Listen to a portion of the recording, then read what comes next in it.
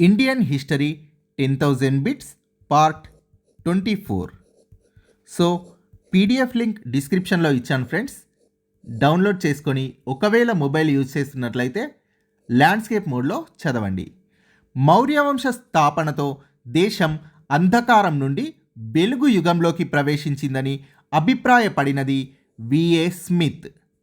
So మౌర్యుల చరిత్రకు సంబంధించి అతి ముఖ్యమైన ఆధారాలు పురావస్తు ఆధారాలు. సో పురావస్తు ఆధారాలు అంటే త్రవ్వకాలు, అన్వేషణల్లో లభించిన శిథిలాలు, అవశేషాలు, కట్టడాలు, శిల్పాలు, చిత్రాలు, శాసనాలు, నాణేలు, మట్టి పాత్రలు, ఇవన్నీ కూడా త్రవ్వకాలు మరియు అన్వేషణ ద్వారా లభించినవి. సో మనం శాసనాల గురించి చూద్దాం. అశోకుడి శాసనాలు మౌర్యుల చరిత్రను అధ్యయనం చేయడానికి అతి ముఖ్యమైన ఆధారాలు. అశోకుడి శాసనాలను పండితులు 3 రకాలుగా వర్గీకరించారు: శిలాశాసనాలు, స్తంభ శాసనాలు మరియు గుహాలయ శాసనాలు. సో అసలు శాసనాలు అంటే ఏంటో చూద్దాం.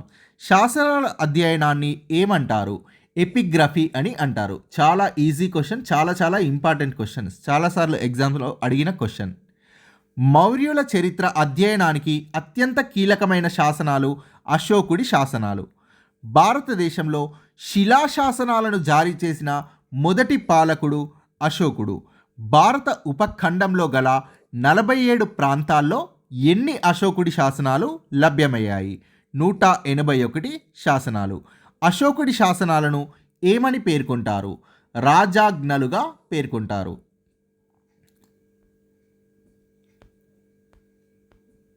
రాజాజ్ఞలు అంటే ఇది మనం ఫస్ట్ క్లాస్లో చూసాం. రాజాజ్ఞలు అంటే రాజు తన ఉత్తర్వులను మరియు ఆజ్ఞలను తెలియజేస్తూ వేసే శాసనాలు.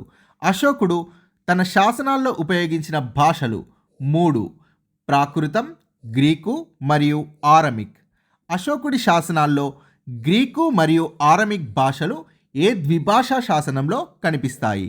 గాంధార లేదా కాందహార్ అనే ద్విభాషా శాసనంలో గ్రీకు మరియు ఆరమిక్ భాషలు కనిపిస్తాయి.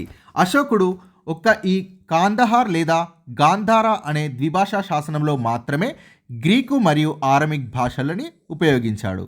సో గ్రీకు మరియు ఆరమిక్ అనే 2 భాషలు ఉండడం వల్ల దీన్ని ద్విభాషా శాసనం అని పిలుస్తున్నాం.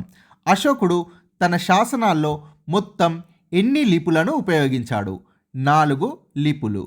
లిపిని ఇంగ్లీష్లో స్క్రిప్ట్ అని అంటారు. బ్రాహ్మీ మరియు గ్రీకు లిపులు ఏ విధంగా రాయబడ్డాయి? ఎడమ నుండి కుడికి. ఖరోష్టి మరియు ఆరమిక్ లిపులు ఏ విధంగా రాయబడ్డాయి? కుడి నుండి ఎడమకు. అశోకుడి శాసనాల్లో అత్యధికంగా ఉపయోగించిన లిపి బ్రాహ్మీ లిపి. భారతదేశంలో లభించిన శాసనాల్లో అశోకుడు ఉపయోగించిన లిపి బ్రాహ్మీ లిపి. బ్రాహ్మీ లిపిని 1837లో తొలిసారిగా కనుగొన్నది జేమ్స్ ప్రిన్సెప్. ఇతను బ్రిటిష్ ఇండాలజిస్ట్ అంటే ఇండియాని గురించి అధ్యయనం చేసేవారు. So James Prinsep British Indologist. అశోకుడు ఖరోష్టి లిపిని ఏ శాసనాల్లో ఉపయోగించాడు? పాకిస్తాన్లోని మన్షెరా మరియు షాబాజ్గిరిలో మాత్రమే. అశోకుడి బిరుదులు దేవానాంపియా మరియు పియదస్సి. ఇవి అశోకుడి శాసనాల్లో కనిపిస్తాయి. దేవానాంపియా అంటే దేవతలకు ఇష్టమైనవాడు లేదా దేవతలకు ప్రియమైనవాడు. పియదస్సి అంటే అందరినీ దయతో లేదా ప్రేమతో చూసేవాడు అని అర్థం. అశోక మహారాజా అనే పేరు ఏ శాసనాల్లో కనిపిస్తుంది? మస్కి, ఇది కర్ణాటకలో లభించిన శాసనం. నిత్తూరు కర్ణాటక, ఉడెగోలం కర్ణాటక మరియు గుజ్జర మధ్యప్రదేశ్. వీటిల్లో అశోక మహారాజా అనే పేరు ఈ శాసనాల్లో కనిపిస్తుంది. శిలాశాసనాలు అంటే ఏంటి? కొండలపైన నేరుగా లిఖించబడిన శాసనాలని శిలాశాసనాలు అంటారు. అశోకుడు ఏ శిలాశాసనంలో బౌద్ధమతం నందు తన విశ్వాసాన్ని ప్రకటించాడు? బబ్రు శిలాశాసనంలో.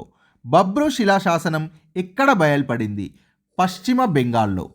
అశోకుడి ఏ శిలాశాసనం గౌతమ బుద్ధుని త్రిశరణ్యములను ప్రస్తావించింది?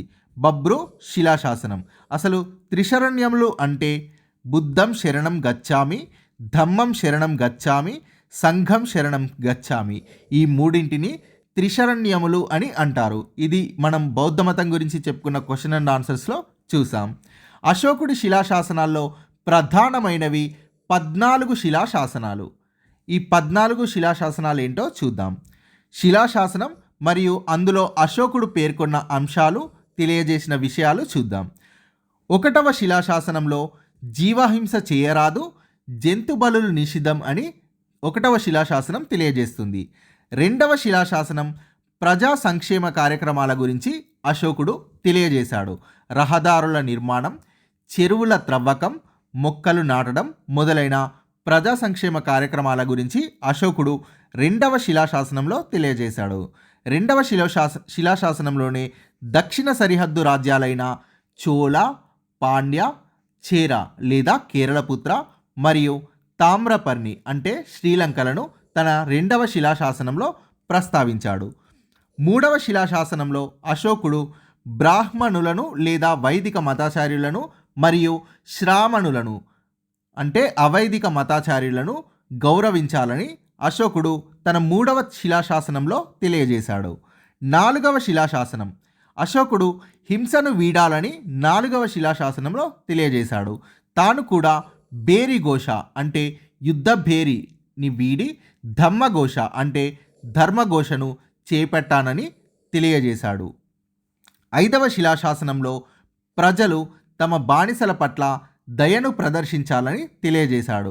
అశోకుడు తాను ప్రతి సంవత్సరం తన పట్టాభిషేకం రోజున ఖైదీలకు క్షమాభిక్ష ప్రసాదిస్తున్నానని తన 5వ శిలాశాసనంలో తెలియజేశాడు.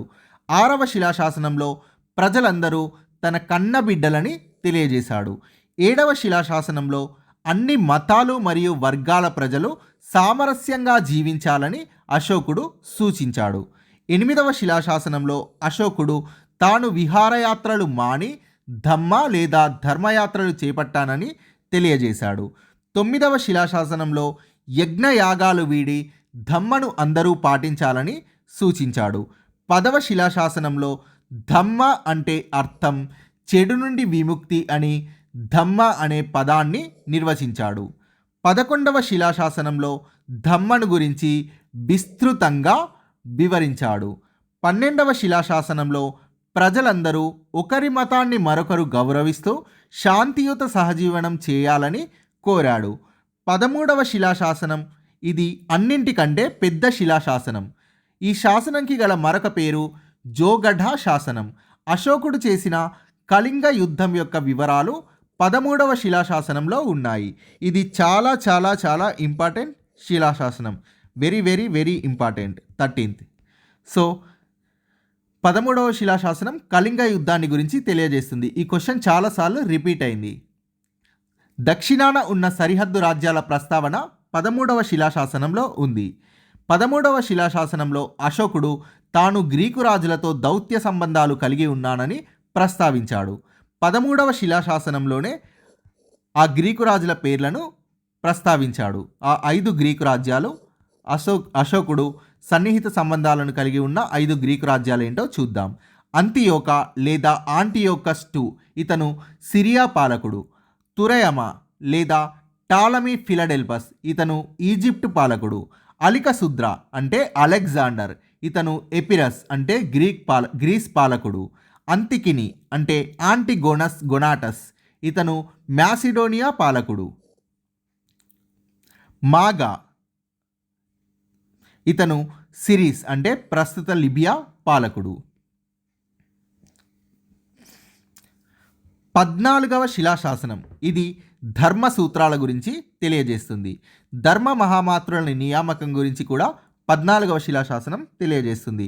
అశోకుడు పై శాసనాలను శిలలపై లిఖించాలని ఈ శిలాశాసనంలో ఆదేశించాడు. Thank you friends. Please subscribe this channel. PDF download చేసుకొని షేర్ చేయండి ఫ్రెండ్స్.